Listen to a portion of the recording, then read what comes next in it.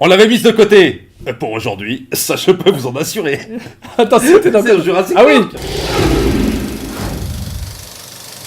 Bonjour et bienvenue dans Les Cousins font leur cinéma. Et aujourd'hui, on va parler d'une série. Ça change un peu des films, mais parce qu'on a tellement aimé cette série qu'on va vous en parler tout de suite. C'est la première saison de Westworld, série écrite par Jonathan Nolan et produite par J.J. Abrams. Décidément, on n'en sort pas. Voilà. Mais voilà. Produite donc par HBO, sortie, si je ne me trompe pas, l'année dernière. En septembre De l'année dernière. Ça compte, c'est une première saison pour l'instant qui compte environ 10 épisodes. Voilà. Série HBO, donc de qualité. Alors adapté d'un film qui s'appelle Monde Ouest, Westworld en anglais, écrit Avec à l'époque et réalisé par Michael Crichton. Voilà, l'auteur de Jurassic Park et de Congo. Et donc là, c'est une série, donc on va dire, une espèce de pas de reboot, mais de remake, d'adaptation, en fait, d'adaptation du film. Qui lui-même était pas... Alors, l'idée était excellente dans le film de Crichton de 71, mais pas bien exploité. Je pense pas bien exploité par manque de moyens, et compte tenu du fait que Michael Crichton c'était pas un grand metteur en scène, et c'est con parce qu'il y avait quand même du casting et tout, mais bon, voilà. Donc on va spoiler, on va tout raconter. Alors voilà, donc il y aura une partie, il y a pas de problème. Ah oui, non, oula, ce qu'on n'a pas dit. Alors que là on s'en fout, donc attention. Si on va spoiler. Donc cette vidéo elle sera 100% spoiler, donc ceux qui n'ont pas vu, ceux qui en sont l'épisode 4, 5, machin, arrêtez-moi ça tout de suite, vous reprendrez une fois que vous aurez fini. Par contre ceux qui l'ont vu, vous pouvez y aller, on est ensemble pendant un petit bout de temps. Voilà, Anthony Hopkins meurt à la fin. Hop, voilà, comme ça. Bon, voilà, déjà. Donc, par où on peut commencer, si ce n'est que moi, ce que j'ai adoré dès le début de la série, c'est la richesse thématique que propose le premier épisode, quoi. C'est-à-dire que dès le premier épisode, on te pose des questions. Qu'est-ce qui définit un être humain ? Qu'est-ce qui est le réel ? Qu'est-ce qui est une illusion ? Etc. Toutes ces questions philosophiques, elles sont super bien traitées, mais alors carrément dès le premier épisode, et ça continue, et ça se développe, et ça s'approfondit d'épisode en épisode. Et ça, vraiment, c'est ce qui m'a vraiment accroché dès le début. Ouais. C'est toutes ces questions qu'on retrouve dans tous les très bons films de science-fiction, et oui, voilà, alors un peu à la Philippe K. Dick, comme dans Blade Runner, etc. Oui, d'ailleurs, ça fait énormément penser à ça. Ça fait penser à ça. On sent vraiment l'inspiration dickienne, on va dire. Blade Runner, et ce que tu disais, c'est vrai, mais sauf que je trouve que dans Westworld, c'est à la limite forcément beaucoup mieux exploité, parce que plus développé, parce que voilà, il y a 10 épisodes, voilà, mais quelque part, tu dis ça vaut vraiment le coup quand tu veux exploiter cette thématique-là, de faire une série. Est-ce que l'amour peut exister entre un être artificiel et un être humain? Bon, chose qui avait déjà été abordée dans Blade Runner et dans d'autres films, mais là, comment c'est exploité, c'est super intéressant. Et d'ailleurs, c'est ce qu'on se disait au bout de 3-4 épisodes. On se disait, c'est dingue, le personnage de Ivan Rachel Wood, on peut comprendre pourquoi on tombe amoureux. Non, mais on peut comprendre l'autre personnage qui tombe amoureux d'elle, et puis même nous, en tant que spectateurs, on tombe un peu amoureux d'elle. Voilà, qu'est-ce qui nous empêchera de tomber amoureux d'un être artificiel ? Voilà. Si il nous ressemble autant, si un jour on en arrive à recréer artificiellement un être humain, est-ce qu'un androïde ne pourra pas avoir une âme ? Voilà. Vu que dans la série, tous ces androïdes peuvent avoir des rêves, des cauchemars, ils sont tellement perfectionnés. Voilà, jusqu'où la perfection, la technologie peut nous emmener, et peut-être même nous remplacer. Enfin, c'est en termes d'humanité, même nous remplacer. Et juste, si je peux dire, Anthony Hopkins, il m'a rappelé aussi dans son rôle un petit peu. Il y a un côté, je trouve, un peu Hannibal Lecter. Ouais, un peu, ouais. On sent qu'il est prêt à faire un truc, à surgir. Il est inquiétant, voilà. Il est inquiétant, et à la tu sens qu'il maîtrise la situation, un peu comme Hannibal Lecter. Un peu comme Hannibal Lecter. Et ça j'ai trouvé. Il est un peu comme le dieu du parc, quoi. Parce qu'en fait, le truc, c'est que l'histoire rapide, c'est en fait, ça se passe dans un futur proche ou pas proche, je sais pas. Non, c'est pas. Et c'est en fait un parc, comme un espèce de grand parc géant, mais en mode western. Avec des saloons, des prostituées, des cow-boys partout, des gens qui se descendent à coups de flingue. On doit payer très cher pour accéder à ce parc. Et là, vous vous mettez dans la peau d'un cow-boy pendant, je sais pas, 1 semaine, 2 semaines, 3 semaines. Et moi, quand je regardais la série, j'avais l'impression presque de jouer au fameux jeu Red Dead Redemption. Exactement. Moi aussi, pareil. Est-ce que finalement, les androïdes ne devraient pas pas remplacer l'être humain ? Est-ce que l'être humain, l'histoire de l'être humain, n'est pas terminée ? Voilà. Tu vois ? Ou du moins avoir le même niveau de conscience. Voilà, ou nous remplacer. Nous remplacer. Voilà, l'être humain jusqu'où il est arrivé. Eh bien maintenant, place aux androïdes, avec une conscience humaine, avec tout ce que tu veux. Et c'est eux la nouvelle génération, c'est eux, la prochaine évolution. Exactement. Tu vois, dans ce sens-là.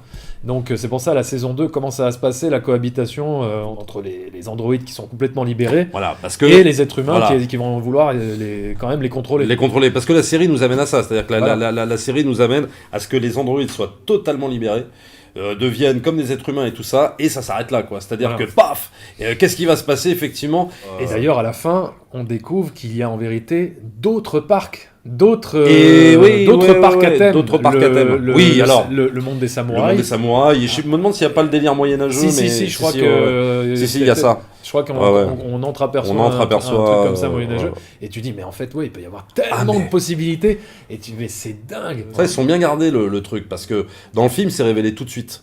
Oui, mais dans le film de 70, dans le film de 70, c'est révélé tout de suite cet aspect-là. Ouais. Bon, d'ailleurs, dans une scène un peu grotesque, ou genre limite cartoonesque. Alors que là, ils ont gardé tout cet aspect-là, ils l'ont gardé pour les derniers instants du dernier épisode, et là on se dit, waouh, en fait. Du coup, est-ce qu'il va y avoir des crossovers entre parcs, des mecs du monde de samouraï qui vont s'incruster dans les trucs de western, ou les westerns dans les...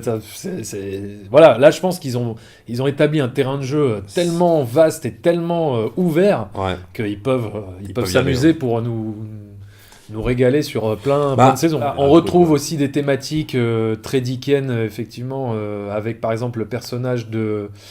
comment il s'appelle ce personnage de Bernard, le bras droit d'Anthony Hopkins, qui découvre lui-même qu'il est un androïde. Ouais. Ça, c'est génial. C'est une grosse révélation bien mortelle qui arrive très très bien. Qui est bien, c'est bien amené. Le personnage de Dolores, excellent. Dolores, génial. Il est vraiment emblématique, quoi. C'est un personnage, en même temps, d'une fille touchante. Enfin, d'un androïde, des fois un peu badass, en même temps, vraiment, et il y a une espèce de petite histoire d'amour, justement, avec le héros. Et c'est bien retranscrit, limite, on se dit, waouh, ça pourrait marcher, leur truc.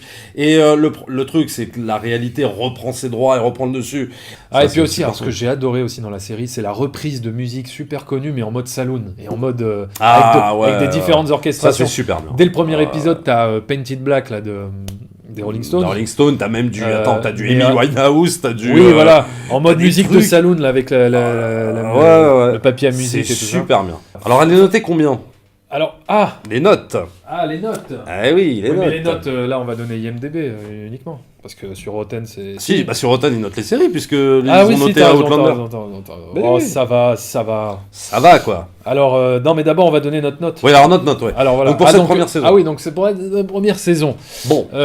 Écoute, si moi, je devais donner une note... c'est pas facile, hein. C'est pas facile, hein. On n'a jamais fait trop ça. Mais je dirais, allez, 4,5 sur 5. Ah, 4,5 ? Ouais. Vraiment ? Bah oui. Allez, moi, je mets... Alors, je vais mettre 4. Parce que, compte tenu du fait que il y a peut-être des fois, des épisodes avec un rythme un peu... Peut-être des fois un peu bancal, voilà. Mais sinon, j'aurais du mal à dire les défauts, quoi. Pour ça, c'est vraiment parce que je trouve qu'au milieu... Il y a un petit passage à vide au milieu de la saison, quoi. Très bien, donc sur IMDb, le film, il a 9,1. La série, donc 9,1, donc c'est bien. C'est extrêmement bien noté. C'est en dessous d'un Game of Thrones, c'est en dessous d'un Breaking Bad. Voilà. Mais c'est quand même bien. C'est quand même super bien reçu. Hein. Et sur Rotten Tomatoes, la série, elle a une moyenne de 89%. Donc, toujours en dessous normalement d'un Game of Thrones ou d'un Breaking Bad, voire d'un Outlander. On verra. Mais c'est vrai en plus. 89%, mais ce qui est très bien, très bien. Oui, 80. Mais c'est pas non plus. Mais c'est pas voilà. Les très bonnes séries se tapent souvent des 95. C'est vrai. Voire des 99%, même des fois dès la première saison. Même des fois dès la première saison, c'est vrai. Bien, mais à confirmer pour. Moi, je pense que, à mon avis, sur cette série-là, la deuxième, je pense qu'elle va être terrible. C'est-à-dire la deuxième saison.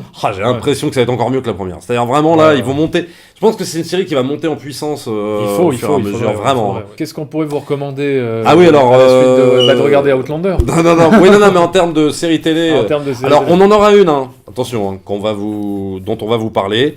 On vous dit pas si on a aimé ou pas, c'est une série qui s'appelle Outlander, et voilà, mais ça fera l'objet d'une prochaine vidéo. Il y a eu 2 saisons, on critiquera les 2 saisons. Voilà. Sans spoiler. Si. Alors, Non, on fera une partie spoiler et une partie sans spoiler. pour Voilà. ceux qui... Voilà. Pour ceux qui voudraient... Mais alors sinon, ouais, Regardez la un série. truc en rapport avec Westworld, bah écoute, moi, je serais tenté de conseiller le film, en fait. Ouais. C'est-à-dire que voilà, le film s'appelle Monde Ouest, qui est édité... Attends, tu peux couper? Non, mais vas-y, je couperai. Non, mais vas-y, je couperai. Ah, c'est ce que je te dis. Donc là, il est allé chercher le film dans son bac à film, à DVD. C'est... Voilà, comme ça. Ah oui, voilà. Bah oui, c'est bien avec les jaquettes.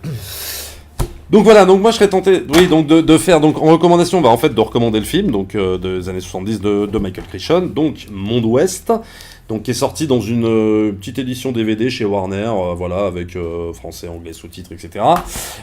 Et je crois un peu de bonus si je me, ah non pas de bonus. Sur Donne-moi celui-là, ça. oui, on va vérifier. Entre un film Pas d'anticipation de et bonus. western, un grand film de science-fiction. Ouais, bon. Non, Non, mais voilà, il y a un alors, très bon concept. Moi, je le recommande parce que juste Non, pour mais- voir, pour oui. ceux qui ont kiffé, non mais pour ceux qui ont aimé la première saison, juste de voir comment le mec il avait imaginé ça 40 ans avant et Oui, ça, c'est et, intéressant. et franchement c'est hyper sympa parce que ça va, c'est un film regardable. Surtout qu'il y a des très bonnes idées, il y a des très bonnes idées de mise en scène, mais ça se plante un peu sur pas mal de choses, c'est dommage. Et là, avec la série, ils en ont fait un super truc. Ouais, ils ont rectifié le tir. Bon, ouais, bah moi, qu'est-ce que je pourrais recommander non, Je pourrais commenter. qu'est-ce que je pourrais recommander. Non, mais moi, je crois que je vais vous recommander L'aile ou la cuisse, avec Louis de Funès, parce que ça n'a aucun rapport avec Westworld. Bah et si, que... ça parle de bouffe synthétique. Ah ben voilà, t'as vu- par, non, mais par Tricatel. Non, mais voilà. Mais si, c'est vrai. Non, mais c'est vrai. Ben oui, C'est vrai. attends, Donc voilà. ça parle de la Donc bouffe tu- du futur. Voilà, ça parle, c'est vrai, ça parle de la bouffe du. Donc c'est un film de science-fiction, L'aile ou la cuisse. Attends, tu l'as? Ah ben voilà. Alors attends. Donc voilà, regardez L'aile ou la cuisse avec Louis de Funès et Voilà. Coluche, un classique du genre de science-fiction. De science-fiction, un film d'anticipation comme on en a rarement vu. Ah ouais, il y a Claude tout Villeneuve. Non mais l'histoire de la bouffe blague à part, synthétique. c'est un excellent C'est film. vrai. Et voilà, et vive la France. Allez. Allez, au revoir.